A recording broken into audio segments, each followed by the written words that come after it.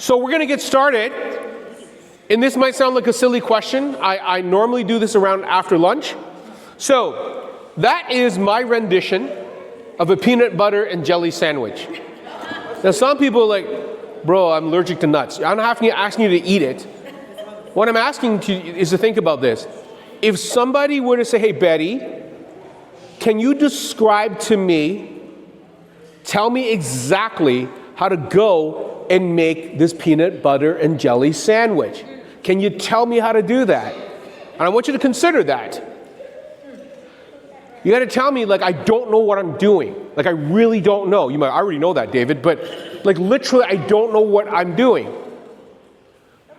Where would you start? I want you to consider that for a second. I want you to think about it. I want you to look at the person beside you and describe it to them. First of all, I would, okay, assuming you want to make a peanut butter and jelly sandwich, I want you to talk to the person beside you, get a group of 3, whatever, explain how you would do it.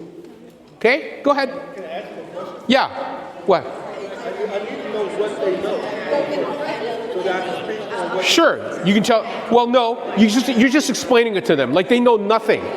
Explain like they know nothing. They don't know what a sandwich is, they know nothing. They know what bread is. They know basics. You need 2 slices of bread. Explain how to do it.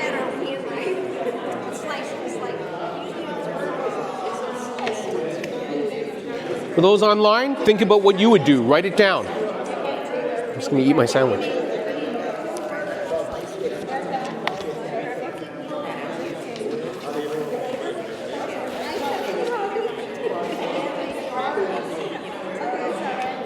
Some of you are already suspicious because you learned not to trust me.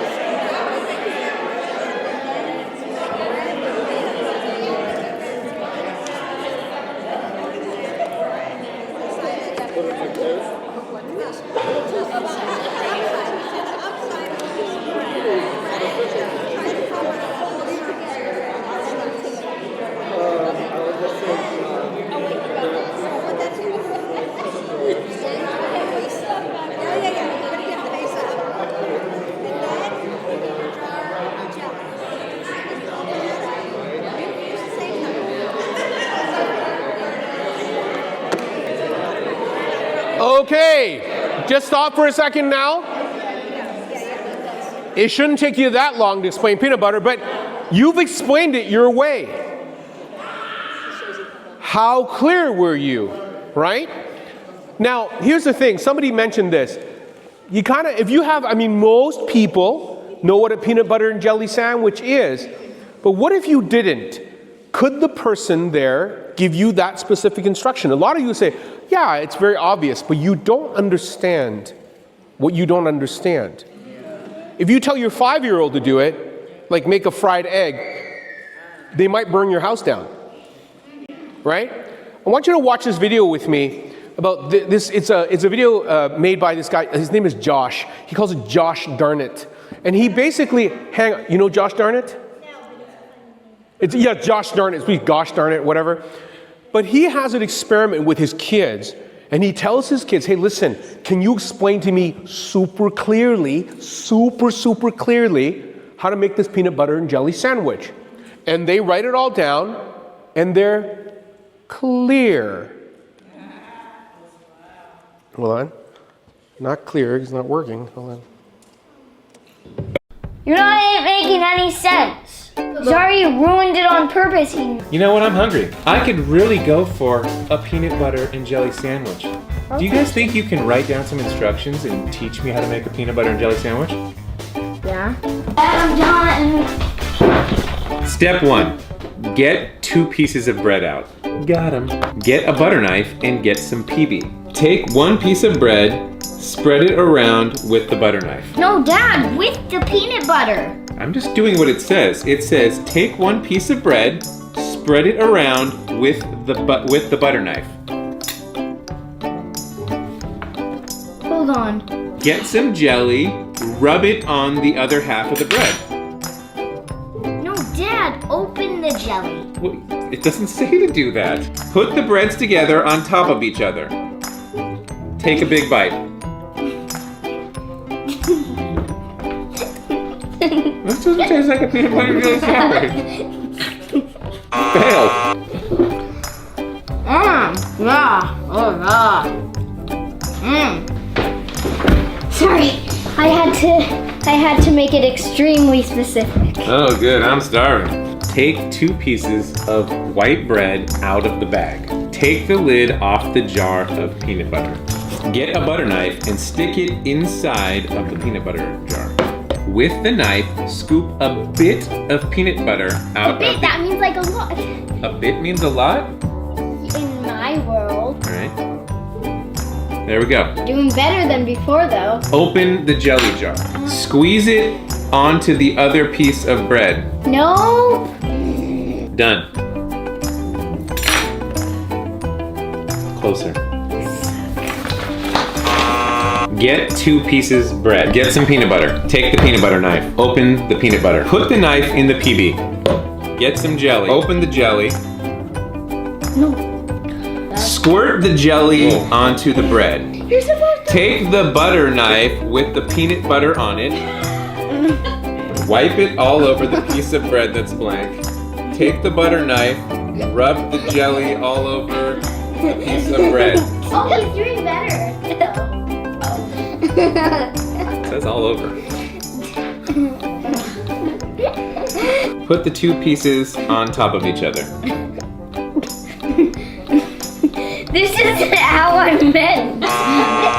Take 2 pieces of white bread out of the bag.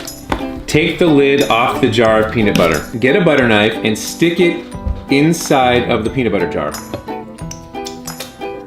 With the knife, scoop some of the peanut butter out of the inside of the jar. Spread your scoop of peanut butter onto one of your pieces of bread with a knife. No.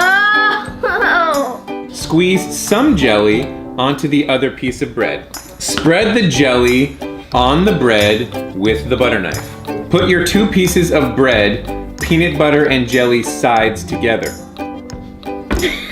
Done.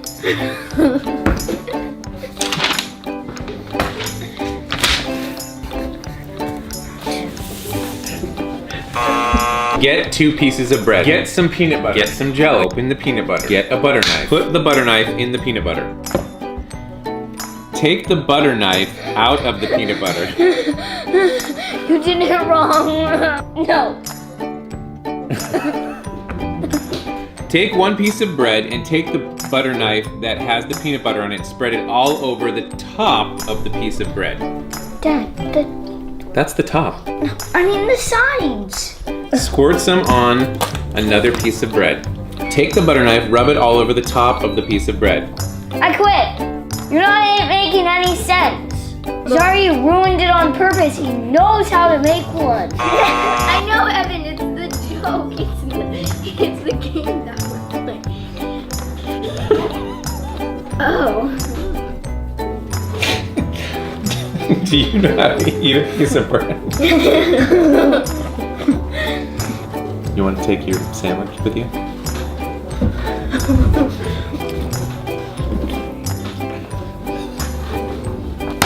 I edited a bit. Take 2 pieces of white bread. Take the lid off the jar of peanut butter. Get a butter knife and stick it inside the peanut butter jar. With the knife, scoop some of the peanut butter out of the inside of the jar. Spread your scoop of peanut butter onto the face of one of your pieces of bread with a knife. Squeeze some jelly onto the other piece of bread. Spread the jelly on the bread with the butter knife. Put your 2 pieces of bread, peanut butter and jelly sides together. Done. Now eat it. Not the best, Well, you made it. but I so- think it qualifies. That's a win. Woohoo! I know that's hilarious, but there's a principle there. You notice how frustrated they were getting? When you said that, this is what I thought you meant, right? No, but that's so stupid. Why are you so stupid? That's what they keep saying. It's so clear that you need to do this. Of course, the level of pre-existing knowledge you have to make a peanut butter and jelly sandwich. Let me tell you, there are a lot of things that we just have understanding of, that you learned because somebody showed you. Right? Even the kid was getting mad. You know how to do this, Dad. The lesson is not about what the dad knows. It's about how clearly can you explain something so simple. Right? But to get mad at someone who doesn't know because you've never explained it to them, it doesn't make sense. So one of the most important things that we've done in the past is Matthew 28, and we still do it now. Go, make disciples of all nations. You know what we did? We came up with strategies. First principle studies. We've had whole conferences around this. You have training after training, even before you're baptized. Somebody talks to you and they walk you through it. So I have a young teenager we're studying with. We're at light and darkness. Now, most of you have never met me. It's called the sin study. Anybody know what that's about? What's that about? Remember, I've never met you. Well, some of you I have, but you know what I'm saying. What am I talking about? What's that about? I bet you do the study here. If you don't, I'm like, what is up there? You're ICOC, you have to do that. What's the sin study about?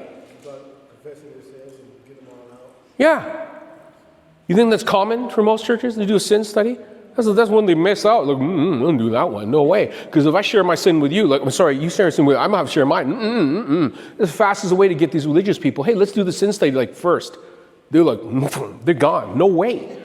It's very unique for our churches. You know, this kid will be ready to count the cost in about 3 weeks. These are weird. You might go, oh, bro, of course. These are weird terms for the people. Count the cost. What do you mean? Is he at the store? What's no ministry staff here? Just regular people here. Not that ministry staff aren't regular people. You know what I'm saying? What does it mean after they count the cost? What do they do after the cost if it's good? You got baptized. Like, wow, how did you? That's weird. How would you know that? It's because we took the time to go through step by step with conferences, with books. How many books can you find in Illumination Publishing Disciples today on step by step? If you hit this hurdle, if you hit this hurdle, you do this. If they're not reading their Bible every day, if they're not learning from God, we're not going to move forward on this study. Nope. I want to keep sleeping with my girlfriend. Everybody, after the sin study, let's nail them with the cross. After that, they're not ready to repent. We're not, you know what, they'll work it off. Like, it's not how it works for us. You don't get to roll into that. We have very strong strategies how to go make disciples, would you not say? Pretty effective at it too. The average member, you may not be able to recite it by heart, but there's a couple you know for sure. Because if you got baptized here, unless you did it really wrong, maybe in the early days, there's like 2 studies, you know, in the early days. Now, there's no way. There's stuff that we sort through to make sure we're on the same page. Yes? Yeah. So here's a question for you. If your brother or sister sins, go. Not the same word, not the exact same word in Greek, but go. And point out their fault just between the two of you. If they listen to you, you've won them over. Can you think of a training that is pretty much universally accepted in our movement of how to deal with something that always happens even after baptism? When someone sins against you, you sin against them. How do you go? I bet you interview 5 of you, you'll get 5 different answers. Sometimes more effective than others. Well, the elder should know how to do it. Listen, elders are amazing people. There's certain criteria for them. But just because you're an elder, it doesn't mean you know how to change a transmission. You have to learn. But I'm an elder, I'm a leader, I should know how to go. You mean like go make a peanut butter and jelly sandwich? I paid an extraordinary amount of money to figure out what that means to go. And you know, a lot of times we do it effectively and we don't know that we're doing it effectively. So we say, hey, you know, you need to go in there, bro, and you got to be respectful. Respectful? What does that mean? You know, you got to go in there, be thorough. You got to go in there and just let the Spirit guide you. Okay, all these things, right? So if I were to say this statement to you, the chicken is ready to eat. Tell me what you think of immediately. The chicken is ready to eat. Tell me what it means. The animal is ready to eat. What do you mean by that? He's ready to have his corn dinner. The animal is ready to eat. What do you think? What are other people thinking? It's ready for you to eat. Can you imagine being the chicken? Wouldn't you want to know? Yo, the chicken's ready to eat. Go, hold on. Slow your roll. Do you mean me? The eating? Or like, think about that. That's like bacon and eggs. Pig and chicken have different experiences with that, no? If I can't get the chickens ready to eat and I got multiple interpretations, go and make disciples, this is why I have a job. Yeah. Bro, but I went. I took 3 other brothers that totally agree with me and I nailed this guy. That's called a gang fight. Like, that's not right. I go in there and I'm not well. I'm not well at all. Guess what? We don't know how to go sometimes, and we just go. And so when I say, hey, you know what, sister, I had a great talk with that sister. He goes, okay, great. You mean great like a sunset? Great like a burger? Right? Great like a hockey team? Like what do you mean by that? There's too many ambiguities. Yeah, but bro, we don't want to do that. Let the Spirit guide. You know, like you mean like with our study series? We have very clear systems on that because it's so important to get that right. Yeah. To get their conflict with God right. We don't have a lot of strong systems to get conflict with each other right. Correct. We're way more successful at converting people. We're not as successful as helping them stay converted and stay right because they just fight with each other and they just take off entire churches and groups. I would even say some countries are having some problems with conflict. Yep. I'm saying here, I'm just saying, okay? Everywhere, it's not just here. Turn on the news. You know the ceasefire that they break every day? Yeah, it's a ceasefire that just got broken, but they're doing it again in 12 minutes. It's ridiculous. They don't get it. The world is in conflict everywhere, small to large. Why is divorce rates at more than 50%? In some places, it's 80%. Different countries, different rules, right? How do we teach this person to use a brick, not to hit each other in the head with it, but to build bridges? How do we do that? There's science to it. It isn't just something you just go and do it. Because we created a way of helping people spiritually transform, to get them in the right mindset, to preach and teach and help them convert, get relationships going. There's so many steps to this, right? Think about all the things you know of what it means to go make disciples. But then the Bible says to teach them to obey everything afterwards. One of them has to do with dealing with conflict. Because if you don't remember Exodus 18, you see how it all ties together? They won't make it to Mount Sinai. They won't make it hearing the Bible when I absolutely hate that preacher because I haven't dealt with him. Yeah. You know, at the end of the day, how do we go? So I'm not saying I got the only way. I'm not. I've heard different ways. I came up with some ideas to at least make it what I call explainable, transferable, and sustainable. All right, bro. You know what explainable is? I want to make it clear step by step of what I do. Not the right way, my way. There's a difference. Explainable is like, can you take the magic that you know how to do, the ministry experience, can you make it breadcrumbs so they can follow and make the peanut butter sandwich without the peanut butter being everywhere? How do you do that? There's step by step. There's steps to it. And when somebody argues, bro, you can't put steps to the Spirit's work, you mean like our study series, like our contribution. Do you just randomly give contribution on a bag here? I bet you count it. Yeah. If you don't, I'd love to talk to your leadership about that. Like, you got to count it, right? You don't just randomly assign people at church. Hey, where are we meeting? Hey, man, you know what? Just follow the Spirit. We'll take you. I bet you there's a location we're going to tomorrow. I bet you there is, right? Yeah. Do you see what I'm saying? Yeah. They should know where my bag is. They should, right? They should. There's a system in place, right? And when it doesn't work, I'm running around with the same 3 clothes. Like it's irritating. It's not going to kill me, but it's really irritating. Are there conflicts that people are not willing to deal with? It's not because they don't want to, it's because they don't know how. Yeah. So if you explain to them how, what explainable does, it makes it transferable. You can pass it, you can coach someone. Remember the whole teaching to obey everything? And everything involves this huge piece. And then it's sustainable. That means if you decide that you're going to go to Miami and live there because it's just warmer over there, all that wisdom doesn't go with you. It's left here, people generationally. When you kids get married, they spend a lot of money and time and energy. Do you think in their mind they're planning to fail? Who does that? they fail over small decisions and conflict over time. Wouldn't you want to teach them how to do this? So this is not just a thing, well, it's good for leadership. It's good for everybody who gets into conflict. Yeah. Whether you get into conflict over differences, whether you get into conflict over real conflicts, or sometimes just it's a major misunderstanding, right? The chicken's ready to eat. It's one of my famous lines. People are like, wow, you're right. You know, in this country, this would only have one meaning. The dog is ready to eat. There's only one meaning here, generally.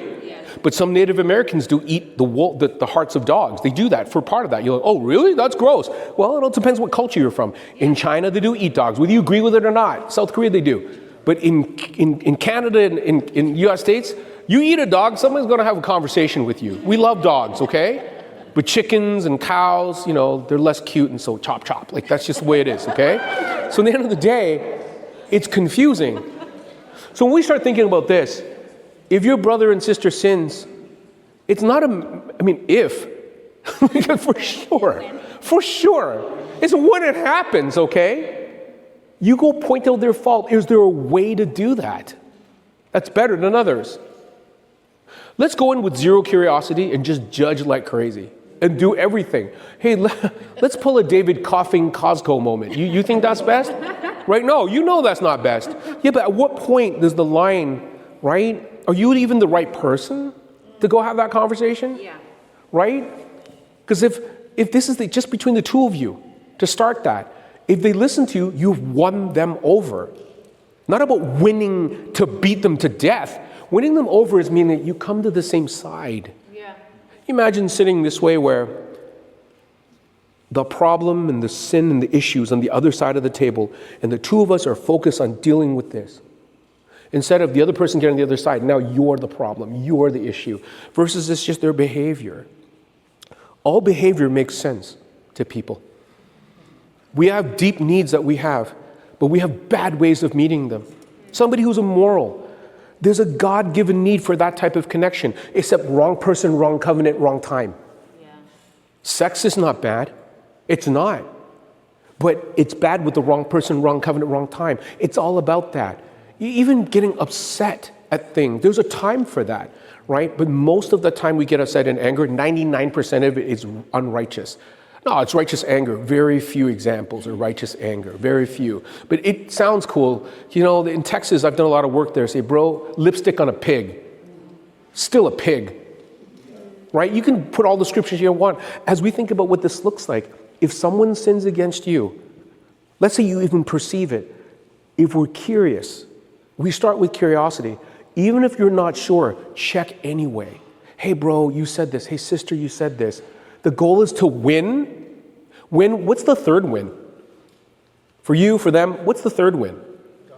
God, that's right. The world, they're like, God, what does he have to do with this? The minute you throw the third win out of it, we can have something very cool. Like say you and I get into a big fight, okay? And we're inside, your home. And in our fight, we bash up the home. But you know what? We're going to reconcile, hugs and everything. And we walk out, we go have a meal. Your house is still wrecked. Right. That's you and God. You and your husband have this massive fight. You wreck God, and then you go, we're all good now. And then God's like, hello? Yeah. You've wrecked something in the church. See, it's a win-win-win situation, right? And then for us, what do we do? What steps can we take to go? Once again, this is not the only way. This is a way to propose to have difficult conversations, whether they're true or not. Because sometimes it's better to check in than to have all these reservations sitting in your soul. Right. So I'm not going to heavily focus on this, is because this is a little bit of science. I just want to show you there's a little bit of science behind this. It isn't just something that, just pull out of thin air, okay? But when we talk about go, there's an idea of the steps that we can go. As I start thinking about, there's 4 steps at least that I take. Okay, once again, we're going to send out the slides for everybody. Okay, you got to plan the name of the issue, whether it's sin or not. You don't know. Yeah.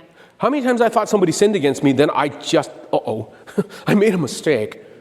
We call that shooting first and interviewing after. That's not how it works, because the person's dead, right? Also, being curious and listening. Most of us have heard this stuff before, but if you do it in the wrong order, because I tell you, I love doing number 3 first. Oh yeah, absolutely. Let me tell you how it is. Let me show you a scripture that I don't even know what I'm talking about. I got 1 piece to 1,000-piece puzzle. I'm telling you, it's a cactus. Like, are you kidding? Even God won't do. Even God asks questions to answers he already knows. Yeah. Why does he do that? Not for him, for us to be aware. I love number 3 first. And then I stay with number 3. Without even understanding what is actually going on. If you do number 1 and 2 right, it actually might even change what you share. Yeah. Do you ever put your foot in your mouth only to take the foot out and to put the other foot in? Like, that's what you do. We don't know. I've done that. On top of that, then we start resolving the issue. I love giving solutions when I had no idea what the problem is. One Stanford professor said this: if I had 1 hour to solve a problem that my life depended on, he said he would spend 45 minutes defining the problem. It's nice to solve problems that we don't know what they are. And then there's a point in time when it doesn't work. You go get help. No, bro, we're Christians. We should be able to handle this. Really? That's why they say go to your brother and sister. If it doesn't work, go find other people. What kind of people do you find? People that totally agree with you and hate the other person? No, this doesn't work. Something's wrong with that. There's a sequence and process for questions to consider. You can't do it all here, but here's some thoughts that I wanted to throw at you and see what you think. And remember, it's in the slides. It's in a process, okay? When you plan it out, the Bible says, the plans of the diligent lead to profit as surely as haste leads to poverty. Do you ever buy something because you got suckered in? $6.99. Oh man, bro, that's $6. No, it's not $6. It's closer to $7. They do that for a reason, to throw your mind off. Who here does exactly what they know?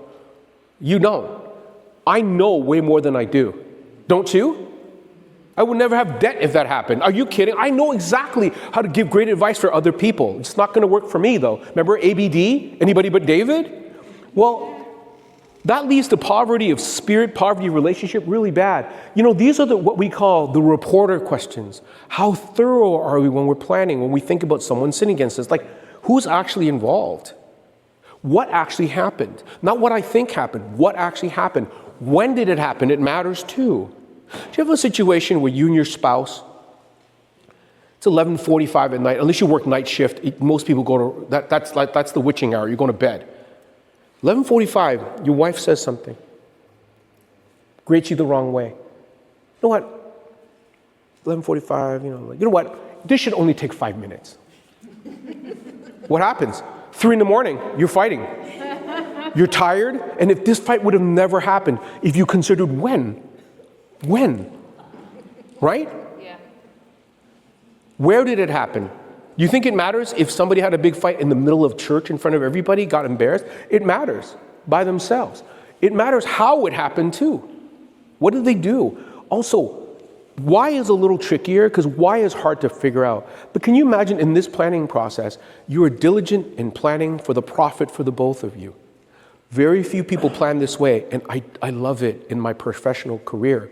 We charge by the hour. If you didn't plan, I'll sit and plan with you. Oh yeah, no problem. No problem. People like us, it's about $500 an hour. I don't mind. I don't care. You didn't talk it through? Oh, I'd love to talk it through with you. What, 4 hours good? Man, I'm flying to Hawaii. I'm just thinking about you. Thank you so much. Thank you. Oh, you want your wife to talk about you another 4? Like, wow, that's 8 hours. I tell you, in our world, stupidity should cost money. Doesn't it do that in your world? It just doesn't make sense. So at the end of the day, if I don't plan and I don't realize this. Now, is this for every type of conflict? No. But when you're having more than 3 conversations the same way, you might, okay, let me back up for a second. Why is this not working? And I love people with their titles, and it's not fair. When we give them titles, this is a leader, they should know how. No, they have not learned how. Even elders, they have not learned how. Many people, I train elders, and they're like, you know what, I do kind of do this. What do you mean kind of do this? You kind of peanut butter and jelly sandwich. That's what you did. It's all over the place. Why would you do that first? And they're like, well, bro, we don't have the worldly plan. This is not a worldly thing. Do you know how many times Jesus went through this? Yeah. Why would he even ask a question that he knew the answer to? You're right when you don't have, the husband now. You're like, whoa, why would you ask me all these questions? For her to see where her heart's at, the woman by the well. He knew the names and serial numbers and he knew everything, shoe size of all the men that she's ever slept with. He knew this. He's asking her, maybe as a model for us. Even God himself. You think of the biggest sin that's ever been committed in the garden. The fruit, whatever. Some people say an apple. I don't think so. It's something. What did God do in response to Adam and Eve breaking it? Did he come in, what are you two doing? He didn't do that. Yeah. Remember the questions he asked? Anybody remember what his first approach was? He asked a question. What did he say? Where are you? Where are you? What did you do? Who told you this? You don't think God knew? Where did they go? Like, do you think that's God? That's the basis for counseling. Where are you now? Where'd you come from? Where you want to go? Isn't that counseling? That's the way he dealt with it. Listen, if your kids blew up your house when you came home, you think you'd be questions? You wouldn't be. How do you, like, there's so many number threes. Like, God asks questions to deal with it. And so when we don't ask good questions, we'll never know what the issue is. Of course, they start blaming, it was the snake, it was the woman, it was everybody, right? And God gave them a way forward. You can't come back this way, but I'm giving you a way forward. If we get the wrong problem, we're going to get the wrong solution. This is a little bit more science. Please don't focus heavily on this. If you want to go do some conflict degrees, you can. But I'm showing you there's more science to it. When you look at the sphere, it's like, oh my goodness, what kind of sphere is this, all right? Most conflicts happen in this second sphere, right here. Ooh, does it work? What's happening? Okay, it's not working. Anyway, interpersonal. It's between you and someone else. That's very easy to see. I'm mad at Floyd, Floyd's mad at me. That's what we're doing. But what if, though, I'm mad at Betty? I'm mad at you, Betty. But you know, though, I'm not really mad at Betty. Betty reminds me of a girl when I was 14 years old that broke my widow heart. I gave her some pudding and she just never called me again. And she reminds me of her. But it's not Betty. But it doesn't matter. Can you imagine being a good-hearted brother and sister sitting us to counsel us and deal with the interpersonal? Meanwhile, it's intrapersonal. Betty ain't going to be able to do that because it ain't Betty. It's Julie I got a problem with. What if you've got anger issues, family of origin issues that's fueling the interpersonal? What if you got that? If you don't look at that, you're going to have the same problem again and again. That yet another leader, this person's got a problem with, yet another leader and another leader. We're always trying to deal with them and this leader, but meanwhile, inside is what's going on. They have the conflict inside. This could be mental health, could be trauma, could be all kinds of cool things that have happened to their lives. Horrible things. Joseph had interpersonal problems, but intrapersonal problems too. He recognized that. Jesus knows, and I'm in my message, it's called The Heart of Conflict tomorrow. We talk a lot more about that. But can you imagine not recognizing that there's something else going on inside? I'm not asking you to be junior psychologist, but to recognize something is wrong. Something is wrong. Because I have my first aid certificate. I get to keep that regular. One of the biggest things about the certificate is I know what I can't do anything about. If they scraped, I pull them up. But if the bone's like 15 different directions, like, well, okay, I know I'm not touching that, but I can call 911. Yo, I got a really bad one here. Here's a picture. At least I know that there's something more and the support I can give them, unless I'm a professional. And when I mean professional, I mean someone who's been trained how to do this stuff. You're going to actually cause more harm. You're not supposed to move this person. You might mangle their leg and they'll sue you because you don't know any better. Now, unless there's a situation where the car's about to blow up, then you can do what you need to do. But most times, leave it alone till somebody knows what they're doing. You might have group conflict. It looks like interpersonal conflict, but here's the thing. I've seen people, they're totally cool till they found out who you voted for. Then they lose it on you. You're like, well, but I thought we were good. Like, no, because you wear that t-shirt, you're a bad person. Yeah, but what's happening? I've talked to people down here.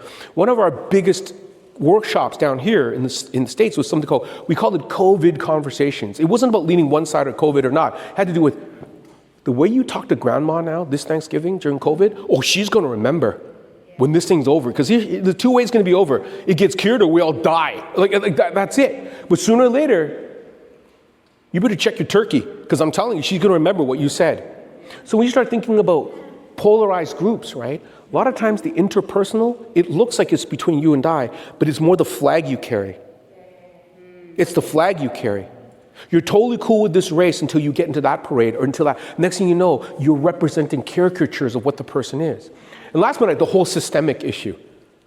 Part of systemic issues involved, back in the day, you couldn't go into a restaurant to sit down and just hang out. People were isolated, right?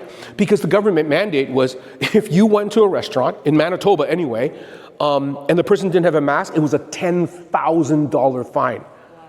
I don't know who owns a business here, but that margin for that burger ain't $10,000. There's no way. So they keep people out, and then people were yelling at the waitstaff, you should let me in. It's a systemic issue. The government caused that, right? Anybody like the price of groceries these days? Yeah, you must be super rich if you like that, right? Can you imagine yelling at the Sam's Club clerk? The cost of Arabica beans, the supply-demand curve, is just horrible. And this person's like, hi, I'm just trying to check you out. You've seen people yell at them interpersonally. Meanwhile, they're arguing over a systemic issue. Wrong spot. You think that person who gets minimum wage with the little blue apron on has change over the supply-demand curve of Arabica beans across the world? You think so? Why would they be there? It wouldn't make any sense. But I'll tell you, with these phones these days, you become very famous if you do that. You hear people saying, rah, rah, rah. Like, meanwhile, so you notice on the arrow on the right side, where do you have least control? Yeah, you have one vote. That's what you got. You have most control. What's going on inside you? How do you respond? This is a little science there. Does that make sense? Can you see this? You always ask, what sphere is my conflict in? It can be multiple spheres, but more importantly, what sphere do I want to focus on? Interpersonal. Unless you're a leader, the groups may be an issue here. We're going to have some more conversations with SCUAD tonight. I mean, me and them. We will talk about larger, high-level things, but this is called everyday peacemakers. You don't have large group conflicts working on the political system of the ICOC. Most people don't have those. You don't want those conversations. Believe me, they're not fun. Okay, it makes sandwiches not taste right. It's just large conversations. But if I can do the intra-personal right, I'll be fine. Another piece of science that comes out of this too. Do you ever have situations where some good-hearted person says, you know what, you two are fighting? Just get in a room, talk it out. You're Christians. Let the Spirit work. Once again, show me how to make a peanut butter sandwich. Let me tell you, people are coming out covered in bread, peanut butter, and sandwich everywhere. And I don't understand what happened. I'll tell you what happened. They don't know what they're doing. When it gets that serious, so this is called the spread of conflict. We always want to start off at stage one. Everybody's got the issue, and you resolve it. You talk it through, everybody's good in the hood, high five, no problem, you don't think about it in the day. But guess what though, when you miss the issue, I start suddenly, I don't like your shoes. I make it personal. I think you wear those shoes just to bother me. Whether it's true or not, it's true for me. Yeah. And so it moves down to the next layer. Now, funny thing is, it doesn't just move in layer, it's so irritating, it moves organically, up and down. At any moment you can make it personal. Do you ever just get mad at somebody just for their face? They can't even change anything about that. I just don't like their face. You're like, your face? What does that have to do with anything? Absolutely. You're like, get out of here. Because yeah, you make that face again. What face? What face? That judgy face. Maybe. But then all of a sudden, when you make it personal, I don't like this person. You know what I'm going to do? I'm going to start piling on issues that weren't even part of the first issues. Oh yeah, I don't like the way you talk to me. I don't like your mom. I don't like everything. And next thing you know, remember that song? I don't know if you have it down here, but I said I wasn't going to talk about it. Yeah. But what's the rest of the song?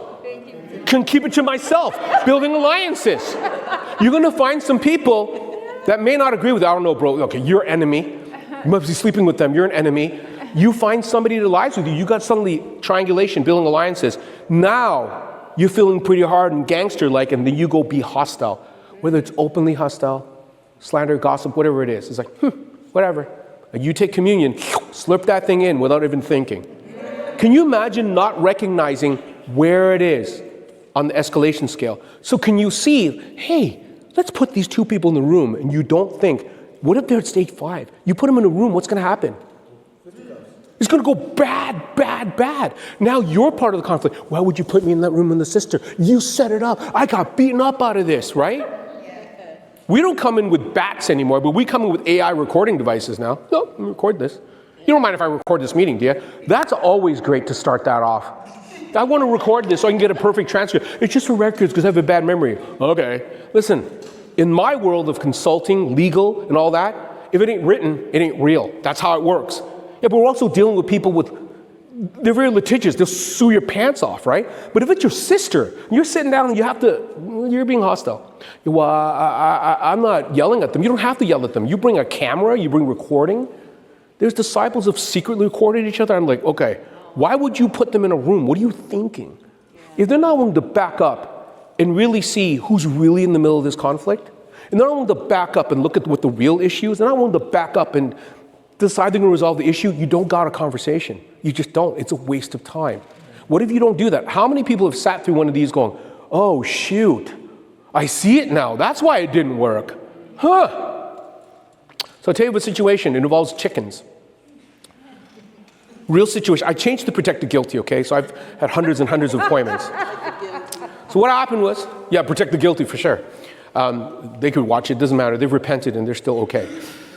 Brother comes home. Wife greets him. Did you get the chicken? What are we talking about? I didn't get the chicken. Well, I texted you. Well, I didn't get your text. Why? Why didn't you get the text? Well, my phone's not working. You know that. Why'd you get a new phone? Because it's very expensive. It's a lot of money. He goes, you know, but you got a better job. You know what? If you didn't spend so much money on makeup, maybe we would have some money. You know what? You don't want me to look beautiful. My mom was right about you. Right? And you know what they did after? They had people coming over for dinner, did a Bible study, the Word of God that night, just together as a couple.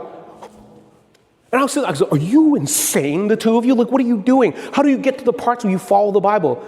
And then they fought right after the study left. It was insane. And you go, no, it's only in Canada. People have done it here. You yell your way all the way to church, have communion. Jesus is Lord. Yeah, come on, man. You know.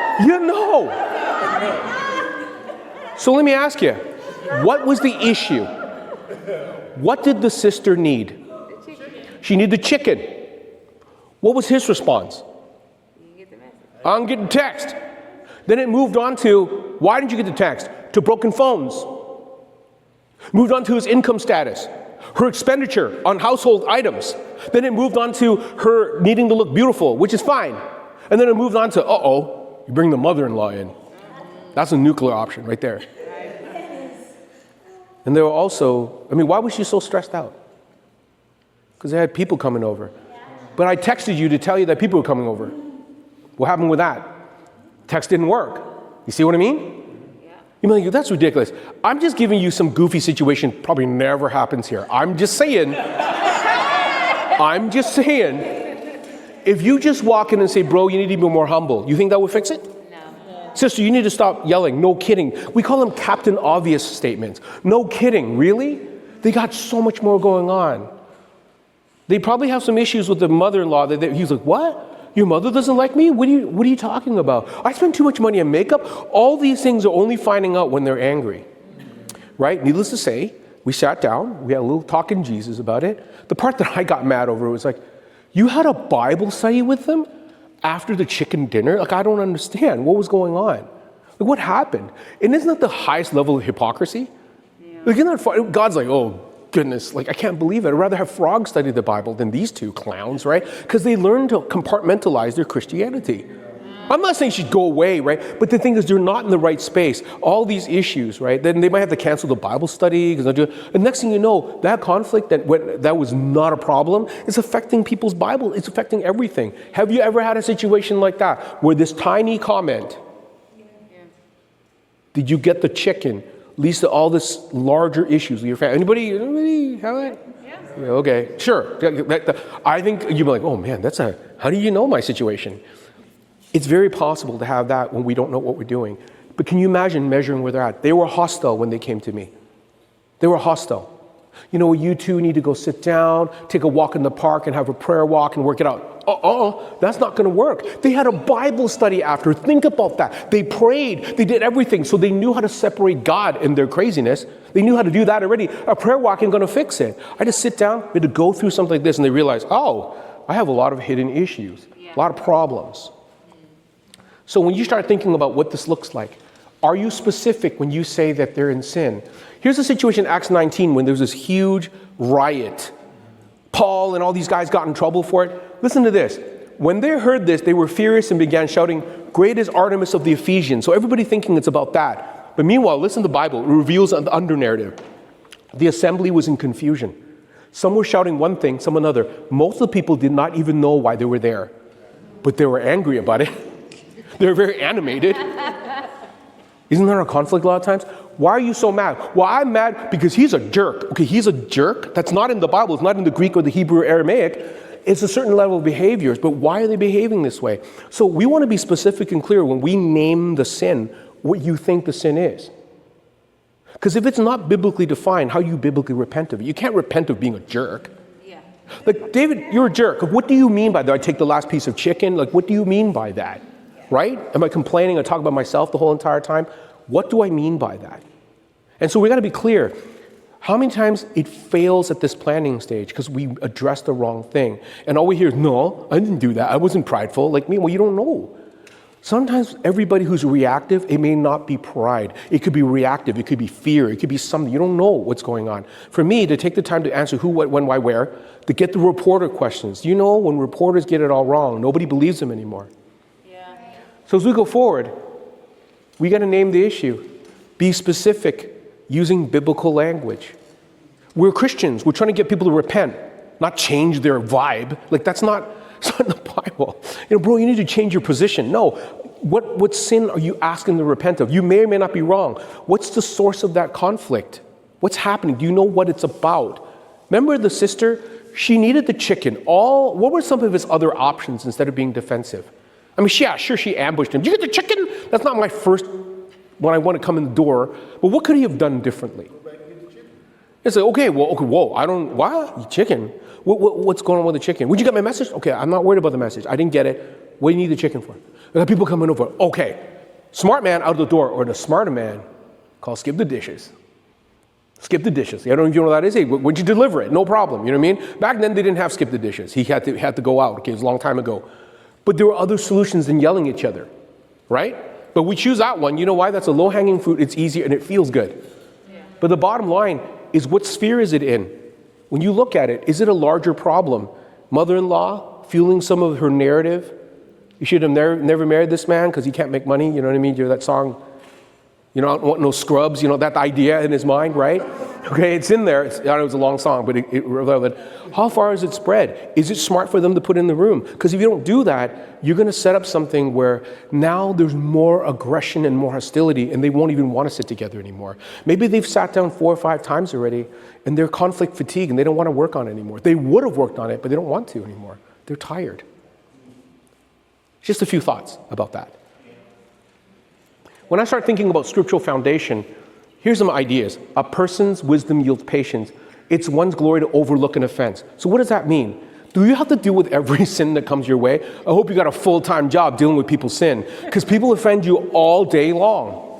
What else? A hot-tempered person stirs up conflict, but one who's patient claims a quarrel. But here's a really sticky one. Better a patient person than a warrior, one with self-control, than when it takes a city. You notice all these have to focus on the person? So when everybody offends you or says something to you, do I always have to go after it? Do I always have to do that? Do not make friends with a hot-tempered person. Do not associate one easily angry. You may learn their ways and get yourself ensnared. Think about all the warnings of not freaking out too quickly. Yeah. But when people use this, they say, well, bro, I just need to leave it. But meanwhile, they can't. And they use it because it's the coward's way out. Well, I'm going to leave it alone. This is a chart that I kind of put together to kind of consider some things. Once again, a little bit of science. If you notice on one of the axes here, there's impact and there's frequency. If it's frequent and substantive, which means that the way they do things, it happens a lot and it has deep impact on your relationship with God, relationship with others, relationship with yourself, got to go after it. You can't just leave that. You can't. Because if you do, it will burn you down eventually. You know, there's one that's rare and shallow. It doesn't happen very much. And also, it's very low on the impact scale. People who go after that green stuff all the time, oftentimes got a red thing they're not dealing with, and they rather just pick at the little thing again and again and again. If somebody keeps picking on all these tiny little things, you're having the wrong conversation. Ask yourself, what's that frequent substantive thing they'd rather talk about all around the issue, right? Meanwhile, they're missing it. So oftentimes, rare and shallow things, most people, you can ignore that. That's part of just being a Christian. There's also the frequent and shallow. It's really irritating and happens a lot, but honestly, it's not that big of a deal. It's a nothing burger. It really is. But it says something about us if we go after every little thing everybody does. It's more about the intrapersonal than interpersonal. Now here's the tricky one, rare and substantive. Well, it doesn't happen a lot, but it's pretty deep impact when it happens. For example, the person who gets drunk at Christmas parties. Well, I don't know about you, but we celebrate Christmas once, okay? And can you imagine, I mean, you don't have to deal with it in August, because Christmas ain't in August, but around November, you might want to talk, hey bro, what's your plan, right? What's your plan and not hammering back? Like, you can't do that. But all these things have a way of looking at if it's measuring the impact of what it's done to your life, measuring for their life too, measuring its frequency will give you a chance to take a look at what do I actually go and address? What's worth addressing? I'm going to show you a video here that's so convicting. And I'll tell you, it comes from the most unlikely source. Most of you would have not heard of Irshad Manji. Yeah, I don't think so. Most people have not. She's an influencer. She's someone who writes books, right? Actually, my wife had her in the university. My wife didn't have her in university, brought her in to speak. And she's kind of an activist of sorts. But here's the interesting thing about her. Time Life interviewed her, and she's a person she would identify as Muslim. But here's the other thing. She also identifies as a lesbian. Anybody see this is one of these things don't belong, right? Do you know the kind of hate that she gets online? Oh yeah. I don't know about you, when people keep hating me, I don't know, I have this weird way of hating them back. The type of vitriolic hate that she gets online for the stuff that people threaten to do to her, especially from fundamentalist organizations, is off the charts. I was even worried that Erica's going to pick her up. I was like, well, hold on here. Why are you picking her up from the airport? She goes, why? What's the issue? I go, what do you mean, what's the issue? Like, go jihad on her. Like, no way. That's not going to happen. She's like, David, it'll be fine. Picked her up, it's fine. My wife's still alive. It's all good. But it's not so much what she says that's amazing, right? It's who she is saying this. Now, it's convicting when you talk about the SCUAD, right? There's a price to diversity. And she says what this price is. Just listen to not so much what she's saying. What she's saying is so common, but it's who she is. The anger that she feels all the time from people, but she doesn't let it affect her. And really, she's pretty powerful. It's a great example of someone that we can choose to imitate, even as disciples to non-disciples, because even non-disciples have good character sometimes. Yeah. I'm Irshad Manji. I'm an educator and author of the new book, Don't Label Me. And I'm here to propose that while more and more schools are teaching young people how not to be offensive, they also need to be teaching a new generation how not to be offended. First, giving offense is the price of diversity, not an impediment to diversity. Now, by diversity, I mean more than different complexions and genders and religions. I also mean different points of view. For example, I'm a Muslim, and I believe in reconciling my faith with freedom. Some Muslims are appalled by my viewpoint. Others are delighted by it. Most are somewhere in between, which goes to show that even within groups, there is diversity. Teaching young people how not to be offended is to equip them to embrace people as complex individuals and not just as mascots of this or that tribe. The second reason for teaching kids how not to be offended: we grow by engaging those with whom we disagree. When we take offense, we're in reactive mode, and we miss opportunities to ask people why they believe what they do. Whenever I've asked that of fellow Muslims who are outraged by my viewpoint, I've gleaned information with which I can reframe my arguments in ways that they can hear. By refusing to be offended that they're offended, I've been able to stand my ground while seeking common ground. And that's necessary in our hyper-polarized times. All this brings me to the third reason that schools should be teaching students the how of not taking offense at everything.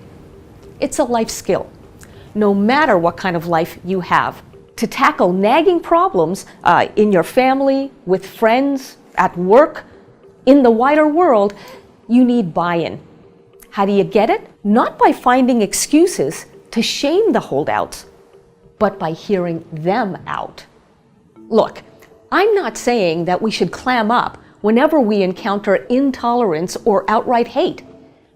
Of course we should stand up to it. The operative question is how. Bruce Lee said, "Be like water." Water can't predict where it needs to go, just as humans don't know what the future holds. But water always finds a way around or over or through obstacles, not by labeling them, not by demanding that they disappear, but by treating them with grace. Think of it as moral martial arts. I'd go to school for that. Tell me that doesn't preach if you turn that in the right context. You got to be kidding, right? I was listening and going, what the? Who's telling me this? Like, that's a Jethro and a half showing up like, hey, Moses, I got some ideas for you, right? Like, wow. She's speaking of grace. It's the same grace we're talking about. It is. It's hard for me to believe that someone who gets that much hate and attack can say it that way. Yeah. It's unbelievable. It's convicting to Christians. It really is. And so when you start thinking what this looks like, well, the whole first stage of us planning and naming the issue, is it worth it to actually deal with it? We've got to assess that. Or you'll be dealing with this all day long. You know, you'll save yourself a lot of pain and trouble if we can learn to let certain things go. Because sometimes God is still working in this person's life. And I usually try to call it this way, you know, when someone sins against us, we have three possible J responses. One J has to do with, we join in with them and cough at them. That's what we do. The next J is we judge them. Ew, stay away from me. The other one is we journey with them until God does something, you know? You journey with Paul. 20 minutes before the light show that he got, he was a bad man. And after that, went blind so he could see, big apostle. Think of all the people that turned. The woman at the well was a woman at the well. 20 minutes before Jesus spoke to her, she was not the person. She would be in the bad category. If we journey with people, giving them space, as long as they're not toxic and destructive, we can join them in their sin, all over them, judge them, ew, I want to stay away from all those people, or we journey with them. She's inviting us to journey with them. That's crazy. That's crazy if you think about it. It's the hardest thing to do. Jesus journeyed with these men for 3 straight years. They were all kinds of crazy. And Jesus did that until they turned, until one guy revealed himself. Isn't that amazing? Join, judge, or journey. It's up to you. So before you address it, think about the issue that you're dealing with. Is it worth it? Is it godly? Is it righteous? Because if you keep dealing with everybody that's sinning against you all day long, I mean, I don't know what it is. You seem to be a magnet for it. Maybe you're just too sensitive. And we come from a moral outrage culture where everybody's saying something, everybody's freaking out. You know, I call them, I mean, you think about body parts, right? If I high-five Floyd, most likely he would expect me to high-five him in the hand. What if I high-fived him in the eyeball? He wouldn't like that very much. Because it's not designed for that. You know what a lot of people have become these days? They're eyeball people. Very sensitive. You bump into any, they feel like, wow, is it the state of the world? They say COVID wasn't just a biological issue. It was mental health too. Yeah. People, higher levels of anxiety, higher levels of depression. So as disciples, we need more trust in God, more grace and mercy now. Yeah. But I found myself joining them. That's what it looks like. Coughing a lot more at people. I found myself that way. And we're becoming like the world. You don't think they faced the problems in the first century like that? So as you plan and name the issue out, is it worth addressing? Is it really worth addressing? And do some of these tests. Is that helpful? Yes. This next section, I can't go delve into it because really it's a course on active listening. I can't talk about that. But a lot of you have taken courses and learned from this stuff.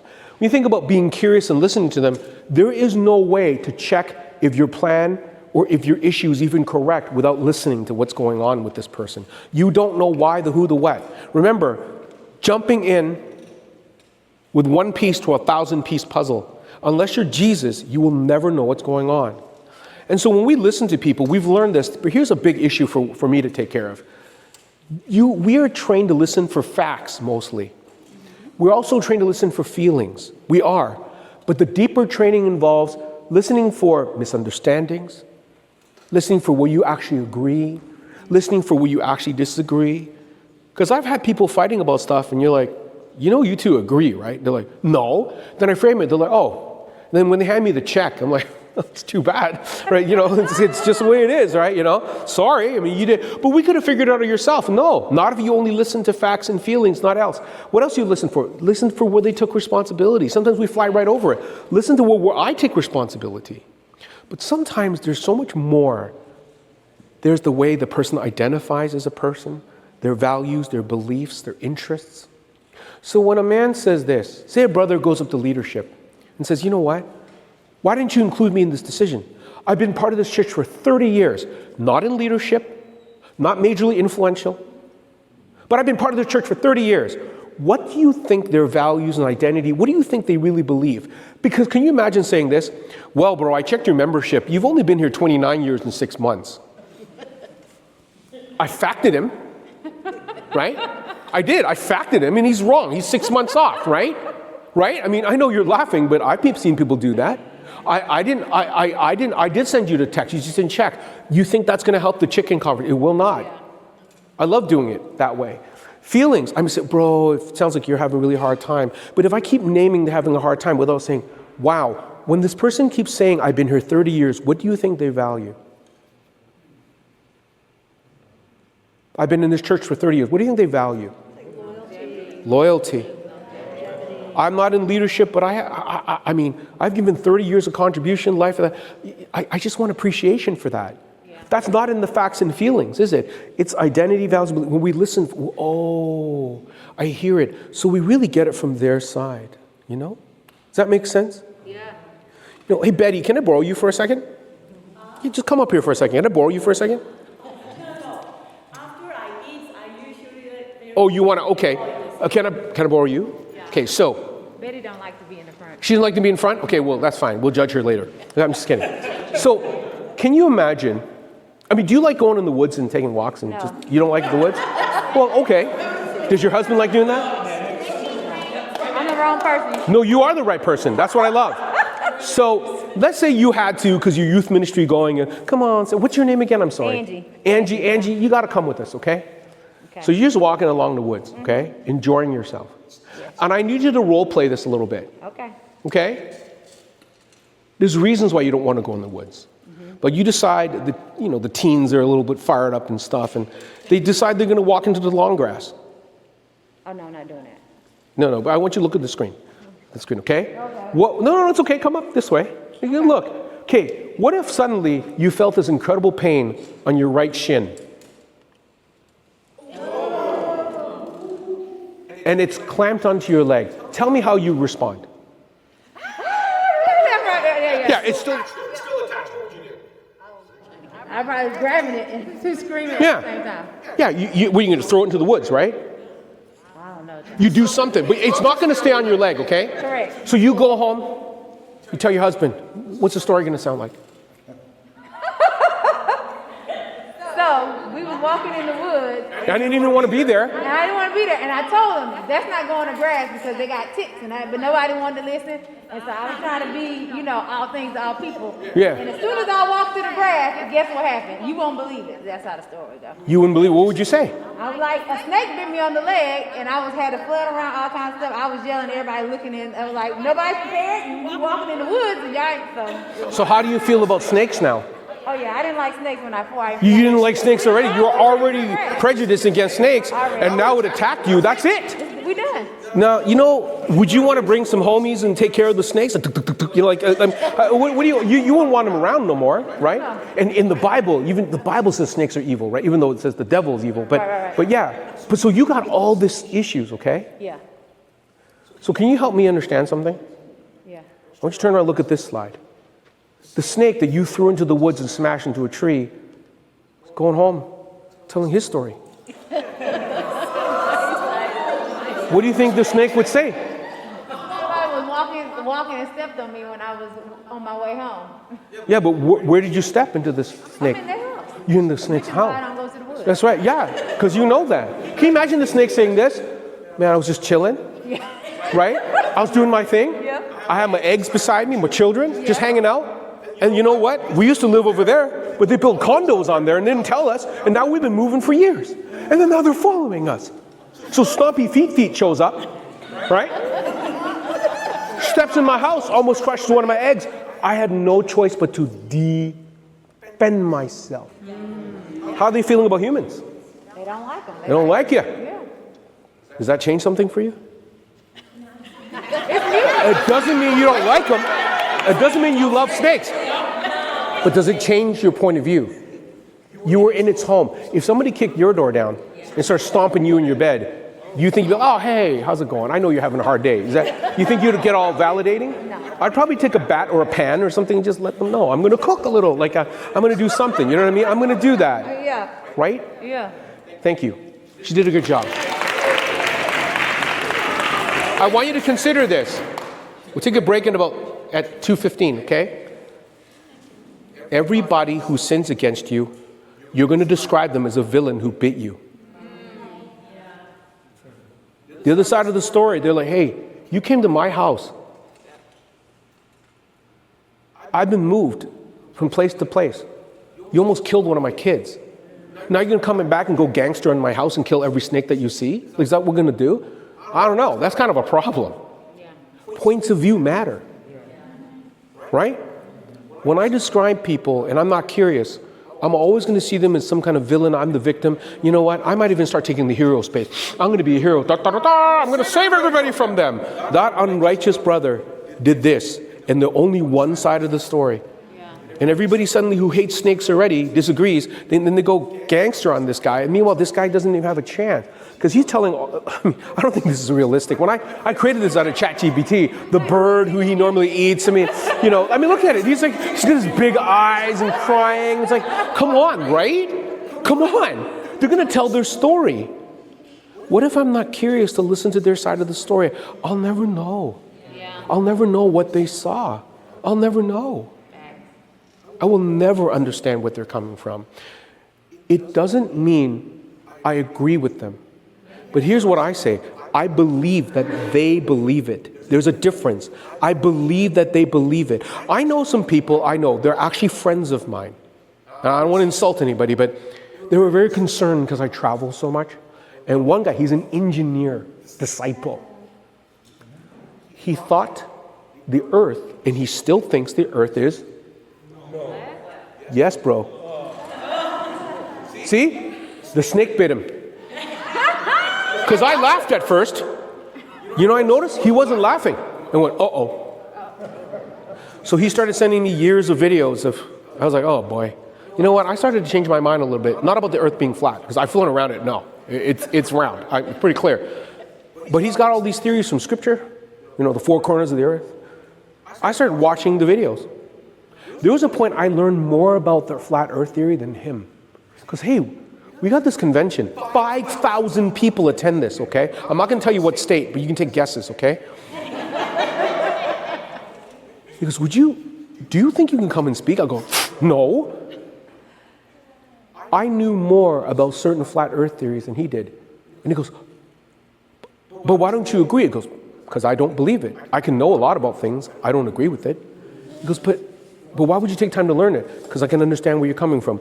Blue ice theory. Do you know, in the end, I got an explanation of why I don't fall off the side of the earth. Anybody heard of the Pac-Man theory? Anybody? Pac-Man. Anybody heard of Pac-Man?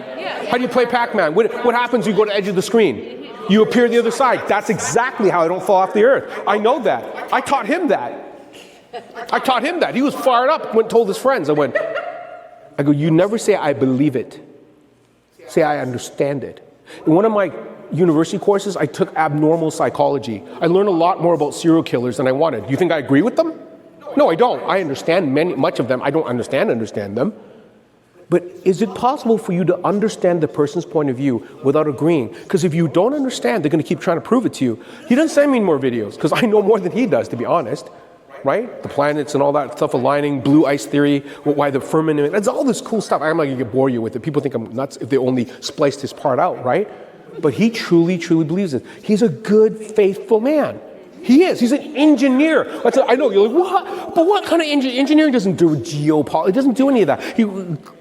Cables and all kinds of stuff like that. In the end, can you honestly say that you understand where your opponent's coming from? Can you understand the snake story? Then you're not curious enough.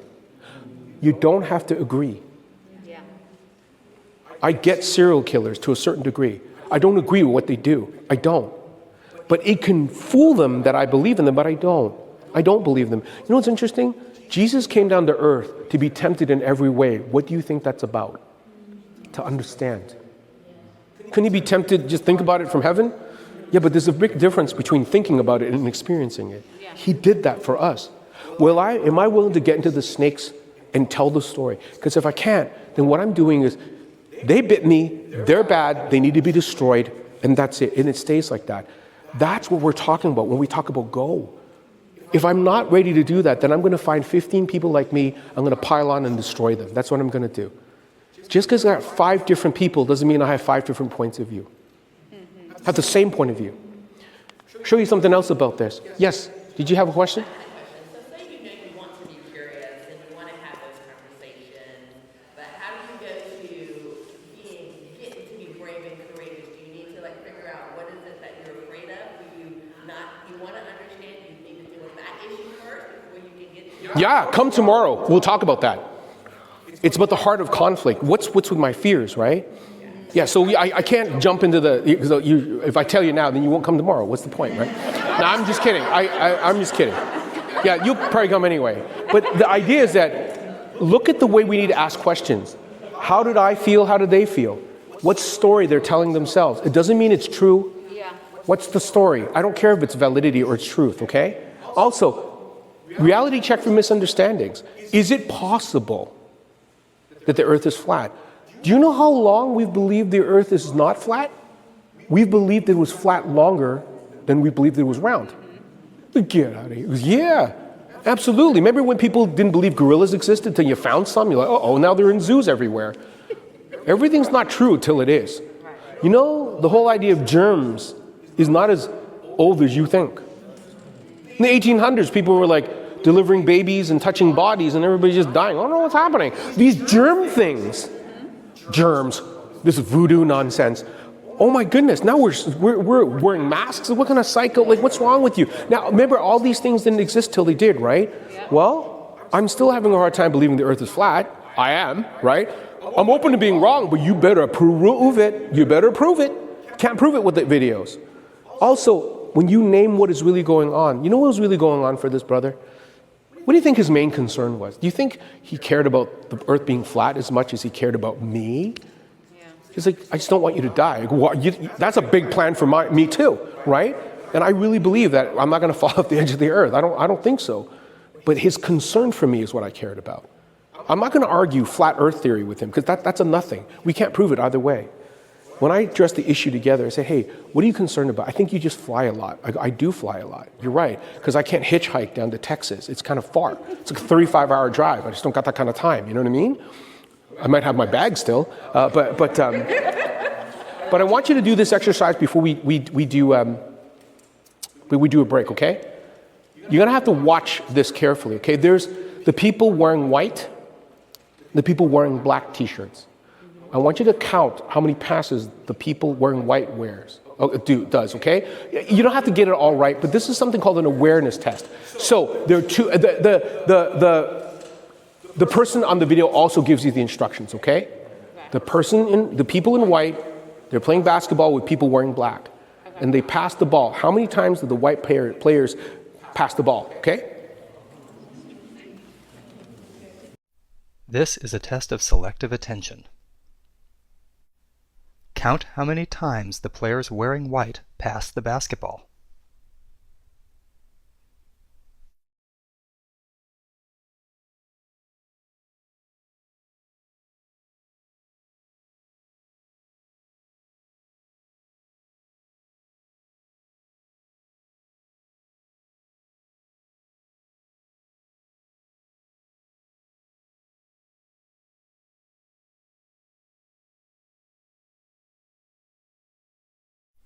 How many passes did you count? The correct answer is 15 passes. But did you see the gorilla?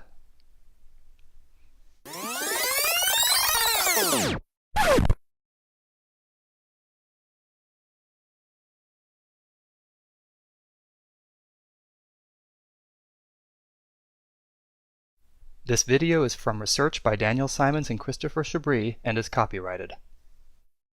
It is available for use in talks, training, and teaching on DVDs from VisCog Productions. Learn more at theinvisiblegorilla.com. No, because they're focused heavily on what I asked them to do. Tells us that we don't see the whole story.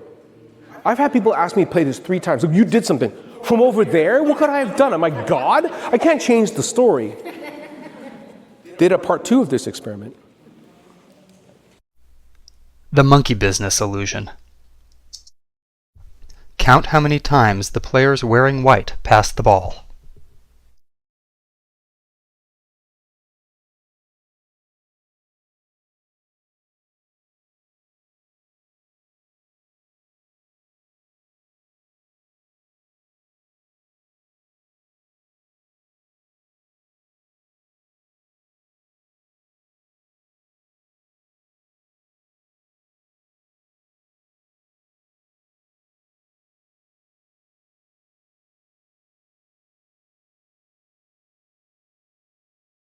The correct answer is 16 passes.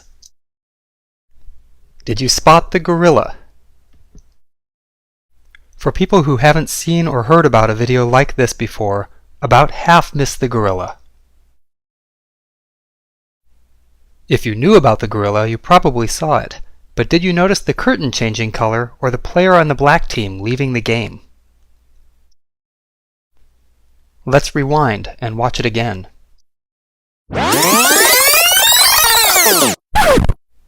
Here comes the gorilla, and there goes a player, and the curtain is changing from red to gold.